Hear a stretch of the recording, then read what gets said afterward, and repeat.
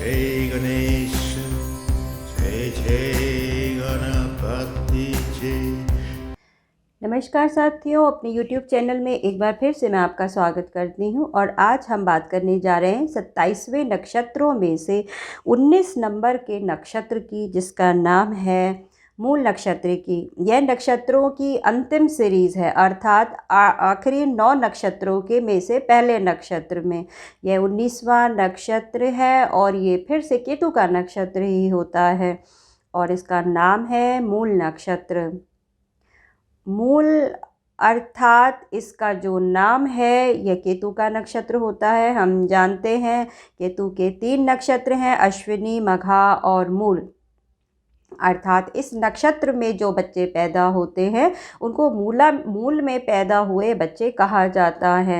यह 19वां नक्षत्र है, केतु का नक्षत्र है और यदि आपका जन्म इसमें हुआ है तो आप मूल नक्षत्र में पैदा हुए जातक हैं। इनके जो स्वामी हैं वो केतु होते हैं और ये बात हम पहले भी कर चुके हैं कि अश्विनी, मघा, मूल के जो स्वामी हैं वो केतु होते हैं। और इनकी जो देवी हैं वो हैं नृति देवी। नृति अर्थात एक देवी हैं जिनको विध्वंस की देवी कहा जाता है। जैसे लक्ष्मी होती हैं, जो लक्ष्मी होती हैं वो प्रॉस्पेरिटी देती हैं और जो ये हैं ये सर्वनाश करने वाली देवी होती हैं, विध्वंस की देवी होती हैं। तो फिर आपको विध्वंस की देवी की उपासना करनी चाहिए। परंतु यहाँ पर मैं आपको सलाह दूंगी कि जो लोग भी केतु के नक्षत्र में पैदा हुए हैं, अर्थात अश्विनी, मघा और मूल में यदि आपका जन्म हुआ है तो फिर आपको गणेश भगवान की पूजा करनी चाहिए, ये सबसे अच्छी होती हैं।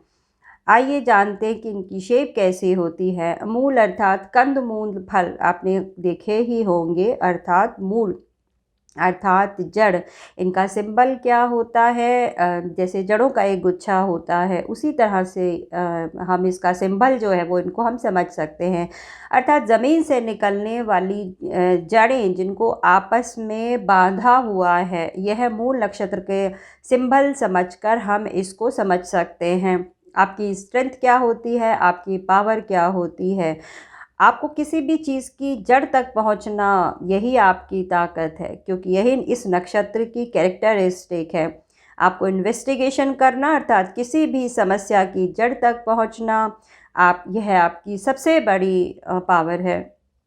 तो फिर आपको इसको इस्तेमाल करना चाहिए, इसका यूज़ करना चाहिए। गणेश की उपासना आपको ज़रूर करनी चाहिए। यह आकाश गंगा के मध्य में पाया जाने वाला नक्षत्र है, इसीलिए इसको मूल नक्षत्र भी कह सकते हैं। अर्थात हम कह सकते हैं कि आकाश गंगा की जड़ में बिल्कुल बीच में पाया जाने वाला नक्षत्र है। यह नक्षत्र धनु राशि में 0 डिग्री से लेकर 13 डिग्री 20 मिनट तक इसका विस्तार होता है। यदि आपका जन्म धनु राशि, आपका जन्म का जो लगन है और उसकी जो डिग्री है वो 0 डिग्री से लेकर 13 डिग्री 20 मिनट में है, तो हम समझ सकते हैं कि आपका जो नक्षत्र है वो मूल नक्षत्र होगा। यानी आपका चंद्रमा यदि धनु राशि में इस डिग्री के बीच में है तो आपका नेचर क्या है, आपकी पर्सनैलिटी क्या है। तो आइए समझते हैं इसको। अब बहुत सीधे साधे, बहुत एम्बिशियस होते हैं, रिसर्च करने वाले लोग होते हैं। अर्थात मैंने पहले जैसे बात की है, आपको जड़ तक जाना अच्छा लगता है, बहुत स्ट्रेट फॉरवर्ड आप होते हैं, बाल की खाल निकालना आपको अच्छा लगता है, ये बात हम कर चुके हैं। आप काफ़ी ऑनेस्ट होते हैं, सच्चाई पसंद होते हैं, काफ़ी खुश रहते हैं। जब तक आपको कोई इंसाइट ना करे, आपको कोई प्रवोक ना करे, तब तक आप किसी से कुछ नहीं कहते हैं, बहुत लाइट हार्टेड रहते हैं। आप नहीं चाहते कि आपके द्वारा किसी का भी कुछ भी बुरा हो। परंतु यदि आपको कोई प्रवोक करता है, कोई उकसाता है, तो उस समय में आप काफ़ी वायलेंट हो जाते हैं, काफ़ी विध्वंसक हो जाते हैं। ऐसा कम होता है लेकिन यह एक गुण है आप लोगों का। आपको हमेशा सच जानने की इच्छा होती है, क्या गलत है, क्या सही है, इस बात की तरफ आपका ध्यान काफ़ी जाता है। कई बार ऐसा भी होता है कि आप किसी चीज़ के बारे में जानना चाहते हैं, सच को जानना चाहते हैं, तो इसको हम ऐसे भी समझ सकते हैं कि केतु के नक्षत्र वाले जो लोग होते हैं वो सच के बारे में और सच की तरफ जानना चाहते हैं, क्योंकि केतु का कोई सर नहीं हो, केतु का सर तो होता नहीं है, तो उसके पास अपना कोई दिमाग नहीं है, तो वो फिर सच की खोज में जानना चाहता है हमेशा कि वो क्या है और उसका अस्तित्व क्या है। परंतु कभी-कभी आप जीवन की परिस्थितियों में ऐसे बंध जाते हैं, ऐसे जकड़ जाते हैं, तो फिर आप उस समय में थोड़े से विद्रोही हो जाते हैं। कभी-कभी आप अपनी ज़िम्मेदारियों से दूर भी भाग जाना चाहते हैं। आपको अपने जीवन में काफ़ी उतार-चढ़ाव देखने को मिलते हैं जो बहुत तेज़ी से होते हैं। कई बार ऐसा होता है कि आप बहुत अधिक सफल हो रहे हैं, सफलता पा रहे हैं, फिर अचानक से ही कुछ ऐसा यू टर्न हो जाता है और आप सांप-सीढ़ी के खेल की तरह 99 पर पहुंचकर 1 पर आ जाते हैं। यह तेज़ी से उतार-चढ़ाव जो होते हैं, वो आपको काफ़ी देखने को मिलते हैं। इससे आपका व्यक्तित्व काफ़ी प्रभावित होते हैं। ऐसा हो सकता है कि आप अपने घर में काफ़ी प्रभावशाली होते हैं, अ, धनी हुए होते हैं, शांतिपूर्वक परिवार में रहना, सबके साथ प्यार से रहना, यह आपको अच्छा लगता है। परंतु जीवन में जो आपके उतार चढ़ाव होते हैं, जो परिस्थितियाँ जो आपकी यू टर्न लेती हैं, उस कारण आप काफ़ी नेगेटिव हो जाते हैं और उस समय में यह जो आपकी पर्सनालिटी को बहुत प्रभावित करता है और बहुत नकारात्मक प्रभाव डालता है। कभी-कभी आप उन समस्याओं को सॉर्ट आउट नहीं कर पाते हैं, तो फिर आप जो है वो उन चीज़ों को छोड़ देते हैं। इसी कारण ये आपकी पर्सनैलिटी को प्रभावित करता है। आप फाइनेंशियली तो सक्सेसफुल होते हैं, जीवन के सारे सुख आराम आपके पास होते हैं और आसानी से भी आपको प्राप्त हो जाती हैं। आपका एटीट्यूड किस तरह का होता है?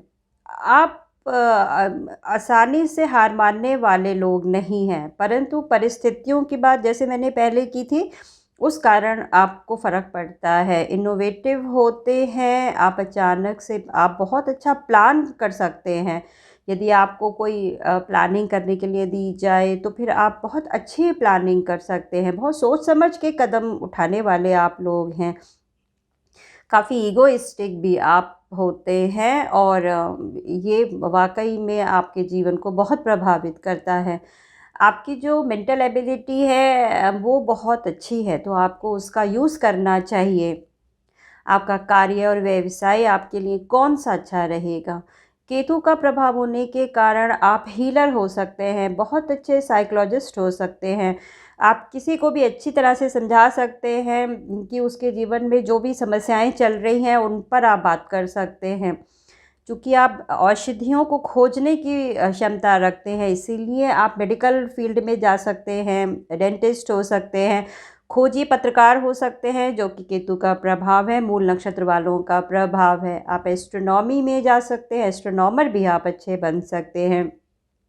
यदि आप जड़ी-बूटियों से संबंधित कोई कार्य करते हैं या औषधियों को बेचने से संबंधित कोई भी कार्य करते हैं, तो फिर आप उसमें सफल हो सकते हैं।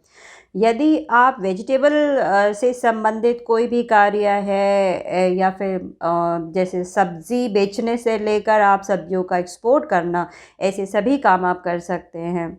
रेसलर हो सकते हैं, खदानों में काम करने वाले हो सकते हैं या फिर खदानों में काम के मालिक हो सकते हैं।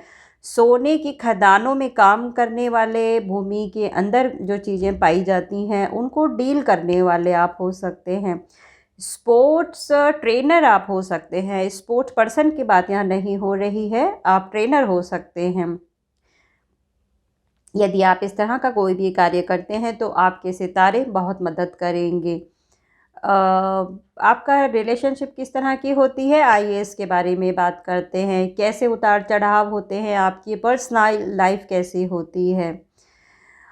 आपकी जो मैरिड लाइफ है वो डिस्टर्ब हो सकती है, चूँकि आप ज़िम्मेदारियों से भागते हैं, आप अपने आप में इंट्रोवर्ट रहते हैं, अपने ही में ही बिज़ी रहते हैं। ये आपकी मैरिड लाइफ में प्रॉब्लम क्रिएट कर सकती है, आपकी पत्नी या आपके पति को प्रभावित कर सकते हैं।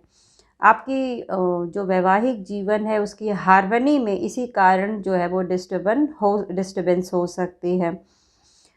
कई बार ऐसा भी देखा जाता है कि आपस में पति पत्नी के बीच में तलाक ना भी हो तो भी परंतु वे साथ साथ में भी अजनबियों की तरह ही रहते हैं। इसको हम ऐसे भी समझ सकते हैं कि चूँकि परिस्थितियाँ ही ऐसी हो जाती हैं कि आपका जो वैवाहिक जीवन है वो सफ़र करता है। तो वैवाहिक संबंधों के बारे में हम कोई बहुत अच्छा मूल नक्षत्र लोगों के बारे में नहीं कह सकते। जॉइंट पेन की समस्या आप लोगों को हो सकती है। पेट से संबंधित आपको परेशान कर सकते हैं। जो कंटेजियस डिसीज़ होती हैं अर्थात छुआछूत या संक्रामक बीमारियां जो होती हैं वो आपको काफ़ी लग सकती हैं। स्किन संबंधित डिजीज़ आपको हो सकती हैं, उससे आपको बचना चाहिए। किसी भी प्रकार का वायरस आपको जल्दी प्रभावित करता है, इससे आपको बचना चाहिए।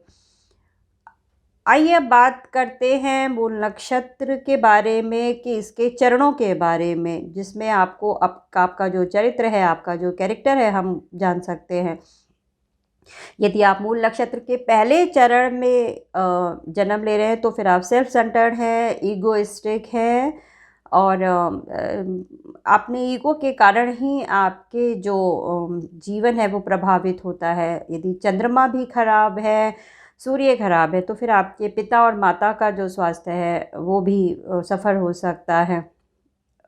यदि आप दूसरे चरण में हैं तो आप भौतिक सुखों की तरफ भागते हैं, धन कमाने के पीछे लगे रहते हैं, परंतु आपकी ऑकल्ट साइंस में जैसे एस्ट्रोनॉमी है, न्यूमरोलॉजी है, इसमें आपका की दिलचस्पी हो सकती है।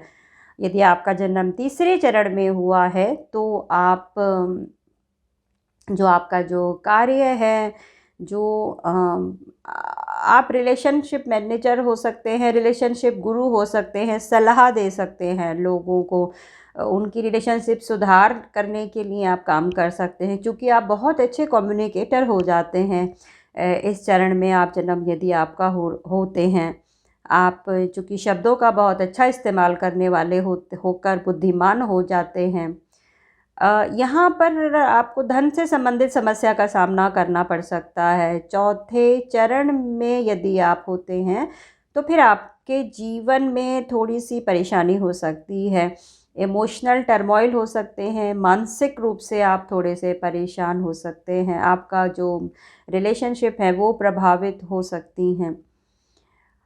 इस पर आपको कुछ काम करना चाहिए, आपको थोड़ा-सा प्रैक्टिकल होना पड़ेगा जीवन में जो है वो रिश्तों को महत्व देना पड़ेगा, लोगों से बात करनी पड़ेगी, ये सब आपको करना पड़ेगा चौथे चरण में यदि आपका जन्म हुआ है, क्योंकि यहाँ पर आपको कुछ इमोशनल टर्मॉइल्स का सामना आपको करना पड़ सकता है। तो साथियों, मूल नक्षत्र के बारे में आज की मेरी वीडियो बस यहीं तक। आशा है आपको मेरी ये वीडियो अच्छी लगी होगी। यदि आपको मेरी ये वीडियो अच्छी लगी हो तो प्लीज़ इस वीडियो को लाइक कीजिएगा और मेरे चैनल को सब्सक्राइब कर दीजिएगा। ज्योतिष संबंधित कोई भी जानकारी प्राप्त करने के लिए नीचे दिए हुए नंबरों पर कॉल कर सकते हैं और व्हाट्सएप कर सकते हैं। तो साथियों, आज के लिए बस इतना ही। आपका दिन शुभ रहे। नमस्कार।